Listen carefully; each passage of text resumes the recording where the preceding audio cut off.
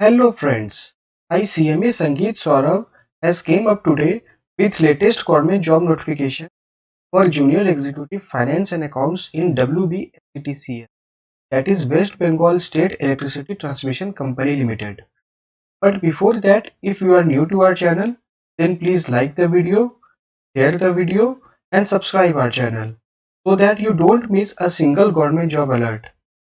Telegram channel link has been provided at the description of this video. Please join the Telegram channel to receive latest updates on government vacancies. साथ ही साथ video के description में WBSETCL की recruitment notification डाल दी गई है। Let's start the video.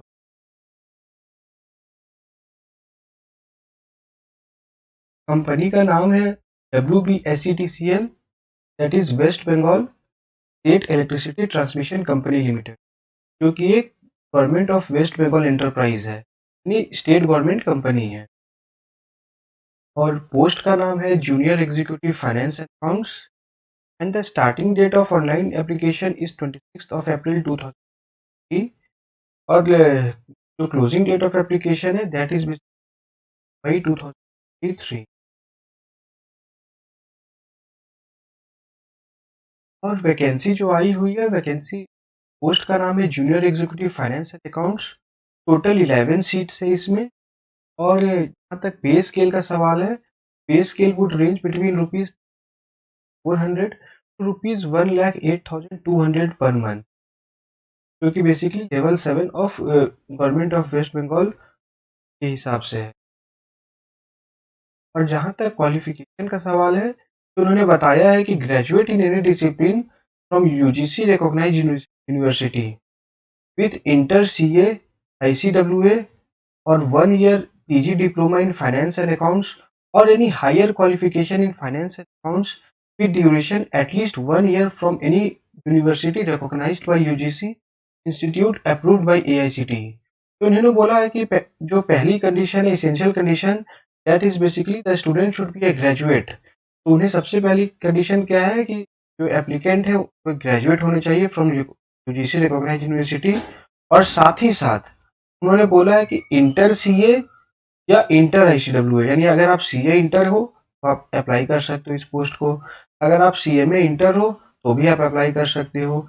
और अगर आप सीएमए इंटर नहीं हो लेकिन इसके साथ अगर आपने PG diploma in finance and accounts कर रखा है तो इस केस में भी आप अप्लाई कर सकते हो। और एक इंपॉर्टेंट चीज उन्होंने ये बताया, और any higher qualification in finance and accounts with duration at least 1 year. तो उन्होंने बोला कि अगर फाइनेंस अकाउंट्स में अगर आपने अगर कुछ हायर क्वालिफिकेशन अगर कर रखा है, ये अगर आपने एमबीए कर रखा है, या फिर आप क्वालिफाइड चार्टर्ड अकाउंटेंट हो, या फिर आप qualified cost and management accountant हो, तो in that case also you are eligible to apply for the above mention post. तो अगर आप ग्रेजुएशन होनी आपकी मैंडेटरी है, ग्रेजुएशन के साथ में अगर आप सीए इंटर हो तो आप अप्लाई कर सकते हो, आप सीएमए इंटर हो तो आप अप्लाई कर सकते हो, या फिर आपने 1 year PG diploma in finance and accounts कर रखा है तो आप अप्लाई कर सकते हो, या फिर अगर आपने फुल टाइम 2 ईयर एमबीए कर रखा है तो आप अप्लाई कर सकते हो। अगर आप क्वालिफाइड चार्टर्ड अकाउंटेंट हो तो आप अप्लाई कर सकते हो, या फिर अगर आप qualified cost and management accountant हो तो भी आप अप्लाई कर सकते हो इस पोस्ट के लिए।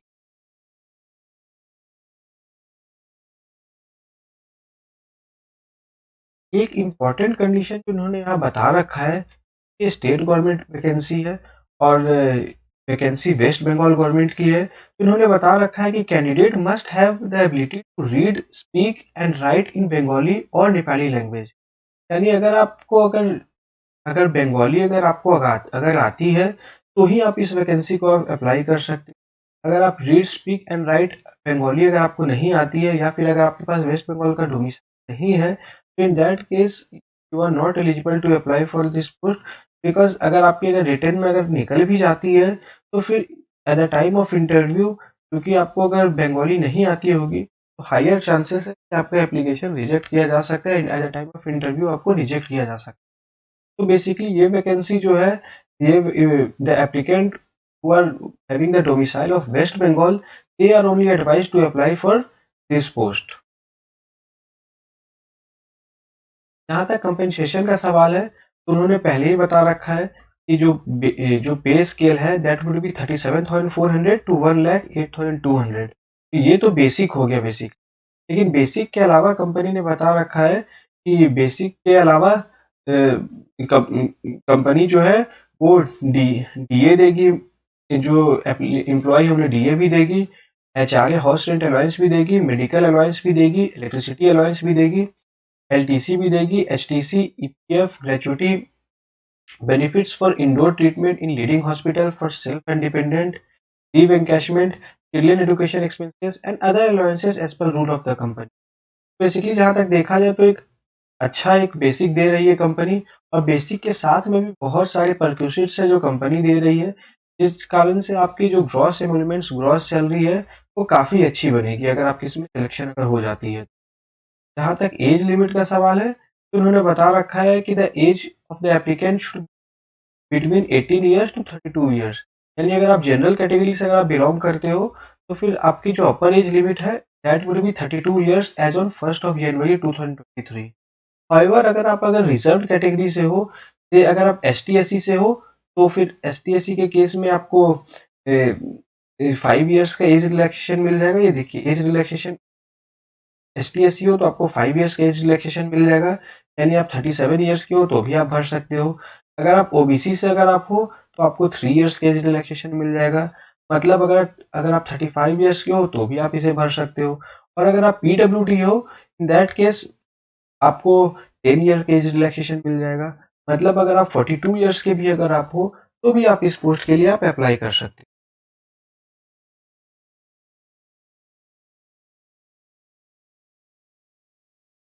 और जैसा कि मैंने आपको पहले ही बता रखा है कि applicant must be domicile of waste Bengal. In this respect the candidates will be required to submit a domicile certificate issued from the competent authority at the time of personal interview. मैंने आपको पहले ही बता रखा है कि ये वैकेंसी बेसिकली उन qualified chartered accountant, cost accountant या फिर सीए या सीएमए इंटर के लिए है, जो कि बेसिकली जिनका कि बेसिकली डोमिसाइल वेस्ट बंगाल का है। तो if you are having the domicile of waste Bengal government then West Bengal state, then basically to definitely apply for this post. बहुत अच्छी अपॉर्चुनिटी है। लेकिन अगर आप वेस्ट बंगाल के नहीं हो तो in my personal opinion it's not as advisable कि you should apply for this post. जहाँ तक टोटल नंबर ऑफ सीट्स का सवाल है तो उन्होंने बताया कि टोटल नंबर ऑफ सीट्स तो 11 है, और उसका उन्होंने बाइफरकेशन कर रखा है कि अनरिजर्व्ड के लिए टोटल 4 सीट्स है, और अनरिजर्व्ड अगर एग्जेम्प्टेड कैटेगरी की है तो उनके लिए 1 सीट्स है, ओबीसी एग्जेम्प्टेड कैटेगरी के लिए 1 सीट है, एस एससी एग्जेम्प्टेड कैटेगरी के लिए 1 सीट है, और एसटी के लिए 3 सीट है, और एसटी एग्जेम्प्टेड कैटेगरी के लिए 1 सीट। यानी ओवरऑल 11 सीट है finance and accounts.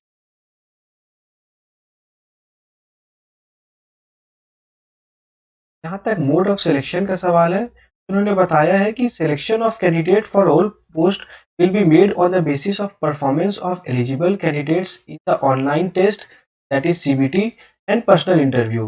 This will be followed by pre employment medical test as per the prescribed rules of the company. तो इन्होंने बताया है कि सबसे पहले जो कैंडिडेट्स होंगे उनकी एक कंप्यूटर बेस्ड टेस्ट ली जाएगी, सीबीटी टेस्ट।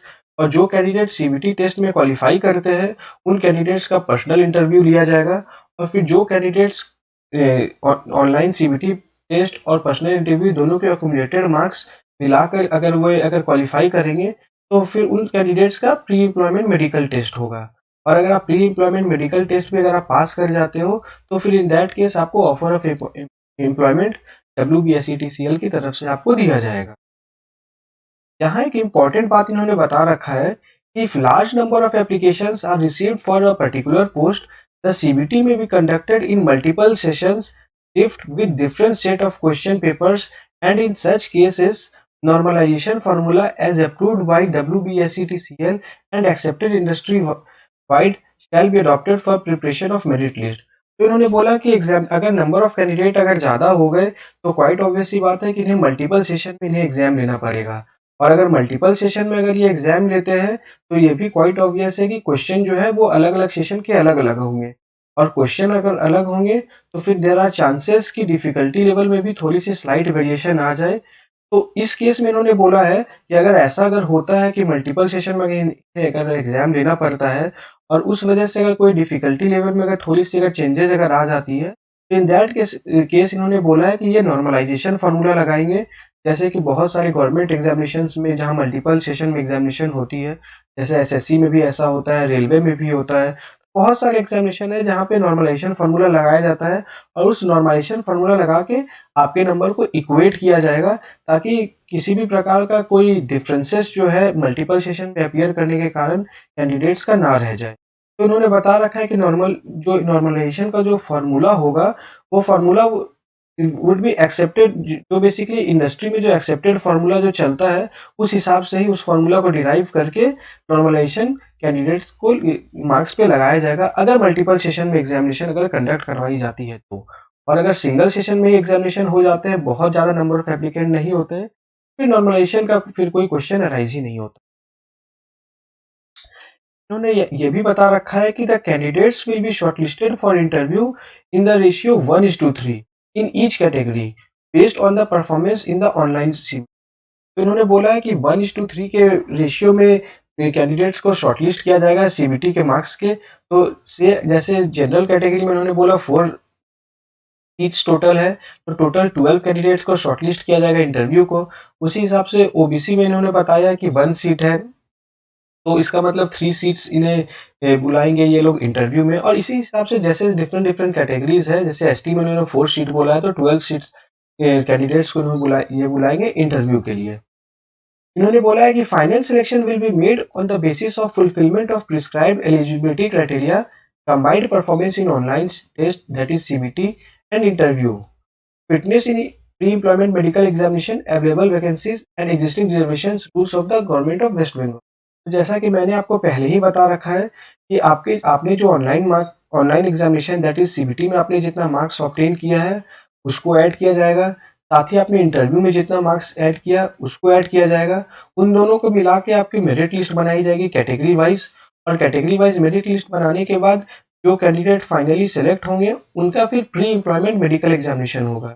और अगर प्री एम्प्लॉयमेंट मेडिकल एग्जामिनेशन में भी अगर गो थ्रू हो जाते हैं, सेलेक्ट हो जाते हैं, पास हो जाते हैं, तो in that case offer of appointment आपको दे दिया जाएगा as per the rules of the company. जहाँ तक कंप्यूटर बेस्ड सीबीटी का सवाल है, तो इन्होंने बता रखा है कि कौन कौन से डिसिप्लिन से किस किस एरिया से कितने मार्क्स का इन्होंने वेटेज रखा है, जो कि ये सीबीटी में पूछेंगे। तो उन्होंने बोला है कि post mentioned at serial number 1 to 7 and 9, तो बेसिकली हमारा फाइनेंस एंड अकाउंट्स का सीरियल नंबर 5 है। तो उसके लिए उन्होंने बता रखा है कि जो डोमेन नॉलेज है, यानी फाइनेंस एंड अकाउंट्स, ये जो हमारी डिसिप्लिन है, उसके टोटल 60 क्वेश्चंस पूछेंगे, 1 मार्क्स ईच, तो टोटल 60 मार्क्स के होंगे। और इसमें क्वालिफाइंग मार्क्स 24 होंगे, यानी अगर आप 24 मार्क्स से अगर आप कम लेके अगर आते हो, तो इन दैट केस आपको फिर फर्दर आप उसी समय रिजेक्ट हो जाओगे। तो फिर आपको उसी समय रिजेक्शन हो जाएगी। तो इस पार्ट में उन्होंने डोमेन में बता रखा है कि out of 60 it's mandatory that you should score minimum 24 marks. General aptitude part B में 20 क्वेश्चन होंगे 20 मार्क्स के। हालांकि इसमें इन्होंने मिनिमम क्वालिफाइंग मार्क्स नहीं बता रखा है, तो इसमें कोई ऐसा मिनिमम क्वालिफाइंग मार्क्स है नहीं। इंग्लिश में इन्होंने बता रखा है कि 10 क्वेश्चन होंगे 10 मार्क्स के। और इन्होंने जो एक इम्पॉर्टेंट चीज बता रखा है कि बंगाली या फिर नेपाली टेस्ट, ये बेसिकली 10 क्वेश्चन होंगे 10 मार्क्स के, और इसमें भी बेसिकली 4 मार्क्स यानी 40% लाना मैंडेटरी है। तो अगर इसमें अगर आप 4 मार्क्स अगर नहीं ला पाते हो आउट ऑफ 10, तो फिर आपकी एप्लीकेशन जो है कैंडिडेचर उसी समय रिजेक्ट कर दी जाएगी। और total duration of test would be 90 minutes, मतलब 1.5 घंटे का आपका एग्जाम होगा। और एग्जामिनेशन जो होगी that would be in English language except for part D, क्योंकि पार्ट डी तो आपकी रीजनल लैंग्वेज है, दैट इज बंगाली या फिर नेपाली टेस्ट होगी, तो ये तो फिर बंगाली या नेपाली में ही होगी। लेकिन इसके अलावा जो रिमेनिंग 3 है, that is domain knowledge part A, general aptitude part B और जनरल इंग्लिश पार्ट सी, इसके जो एक क्वेश्चन जो होंगे medium of test that would be in English. और जहां तक नेगेटिव मार्किंग का सवाल है, तो उन्होंने बता रखा है कि there will be no negative marking for wrong answer, तो आपको कोई पेनल्टी वगैरह नहीं है। तो जितने भी क्वेश्चंस आपके पास आएंगे, टोटल 100 क्वेश्चंस, इट्स एडवाइजेबल कि आप पूरे 100 के 100 क्वेश्चन ऑप्ट करें। जितने आपको आते हैं वो तो आप डेफिनेटली ऑप्ट करें, और जितने नहीं आते हैं उनमें भी आप डेफिनेटली आप उन्हें आप उनको भी आप डेफिनेटली आप सॉल्व करें, क्योंकि नेगेटिव मार्किंग है नहीं, तो you could take the risk for attempting all of the 100 of the questions. जहाँ तक minimum aggregate qualifying marks of CBT इन्होंने बता रखा है, तो बोला है कि अगर आप जनरल कैटेगरी से बिलोंग करते हो या फिर ओबीसी से आप बिलोंग करते हो, इन दैट केस मिनिमम 40% मार्क्स लाना मैंडेटरी है। अगर आपके ओवरऑल अगर 40% मार्क्स अगर नहीं आते हैं, मतलब आउट ऑफ 100 मिनिमम 40 मार्क्स नहीं आते हैं, तो फिर आपकी कैंडिडेचर कैंसिल हो जाएगी। वैसे ही उन्होंने बताया कि ये अगर आप एससी कैटेगरी से बिलोंग करते हो, तो 35 मार्क्स लाना मैंडेटरी है। और वैसे ही इन्होंने बता रखा है कि अगर आप एसटी से बिलोंग करते हो या फिर पीडब्ल्यूडी हो, इन दैट केस 30 मार्क्स मैंडेटरी है। अगर आप 30 मार्क्स लेके आते हो, तो ही आपकी फर्दर इवैल्यूएशन होगी, आपको इंटरव्यू के लिए कॉल किया जाएगा subject to the qualifying marks. लेकिन अगर आप इतने नहीं ला पाते हो, तो फिर आपकी उसी समय कैंडिडेचर कैंसिल कर ली। जहाँ तक इंटरव्यू का सवाल है, तो उन्होंने बताया है कि the total marks in personal interview will be of 25, यानी 100 मार्क्स आपकी रिटन टेस्ट की हो गई और 25 मार्क्स की आपकी इंटरव्यू होगी। There will be no qualifying marks for interview. इन्होंने यहाँ पे कोई मिनिमम क्वालिफाइंग मार्क्स नहीं बता रखा है कि मिनिमम आपको कितने मार्क्स लाने पड़ेंगे इंटरव्यू में, तो जाके आप फिर further recruitment process that is medical examination के लिए आप एलिजिबल होगे। तो इन्होंने कोई ऐसा मिनिमम मार्क्स नहीं बता रखा है। However, the marks secured in the interview will be added with marks secured in CBT at the time of preparation of final list। जैसा कि मैंने आपको पहले ही बताया था कि आपने जितना सीबीटी में मार्क्स स्कोर किया वो ऐड किया जाएगा। उसके बाद आउट ऑफ 25 मार्क्स इंटरव्यू में आपने जितना स्कोर किया वो ऐड किया जाएगा, और सीबीटी और इंटरव्यू को ऐड करके आपकी फाइनल मेरिट लिस्ट बनाई जाएगी। और फाइनल मेरिट लिस्ट पे ही आपका फर्दर सिलेक्शन प्रोसेस होगा, और जो कैंडिडेट सेलेक्ट होंगे उसके बाद उनका मेडिकल एग्जामिनेशन किया जाएगा। जहाँ तक प्रोबेशन पीरियड का सवाल है, तो उन्होंने बताया है कि 1 ईयर का प्रोबेशन पीरियड होगा आपके। तो आप जब ज्वाइन करोगे तो 1 ईयर आप प्रोबेशन पीरियड में रहोगे, और after successful completion of 1 year आपको फिर रेगुलराइज किया जाएगा WBSETCL। जहाँ तक एम्प्लॉयमेंट बॉन्ड का सवाल है, तो उन्होंने बताया कि the selected candidates for the post under serial number 1 to 6 will be required to furnish a bond of ₹1,50,000। जैसा मैंने पहले ही आपको बोला कि हमारा फाइनेंस एंड अकाउंट्स का सीरियल नंबर 5 है, तो इसीलिए अगर आप junior executive finance and accounts में आपकी सिलेक्शन होती है, तो in that case you have to serve a bond for ₹1,50,000 at the time of joining. Joining के समय आपको 1,50,000 का बॉन्ड आपको सर्व करना पड़ेगा। और साथ ही साथ इन्होंने एक बात और बता रखा है कि the candidates are required to serve the company for a minimum period of 4 years from the date of joining including the probation period. तो जब आपकी ज्वाइनिंग होती है, तो आपको 3 इयर्स, आप 1 ईयर की probation plus 3 years after regularisation, तो टोटल में आपको 4 इयर्स WBSETCL में आपको सर्व करना पड़ेगा। अगर आप उसके पहले अगर WBSETCL को आप छोड़ देते हो, तो फिर इन that case your bond would get invoked. तो इन दैट केस आपको ₹1,50,000 का आपको WBSETCL को आपको पेमेंट करना पड़ जाएगा। जहाँ तक एप्लीकेशन डेट का सवाल है, तो एप्लीकेशन विंडो ओपन हो चुकी है फ्रॉम 26 अप्रैल 2023, और लास्ट डेट ऑफ एप्लीकेशन है 19 मई 2023। इस बीच में आप जाके इसे फॉर्म के लिए आप अप्लाई कर सकते हैं। जहाँ तक एप्लीकेशन फ़ी का सवाल है, तो इन्होंने बताया है कि एप्लीकेशन फ़ी जनरल ओबीसी के लिए एप्लीकेशन फ़ी निल है। और हमारा पोस्ट यहाँ पर finance and junior executive finance and accounts है। अगर आप जनरल कैटेगरी से बिलोंग करते हो, ओबीसी से बिलोंग करते हो, तो योर एप्लीकेशन वुड बी ₹400। अगर आप एसटी, एससी या पीडब्ल्यूडी हो, तो in that case there is no application fee nil है।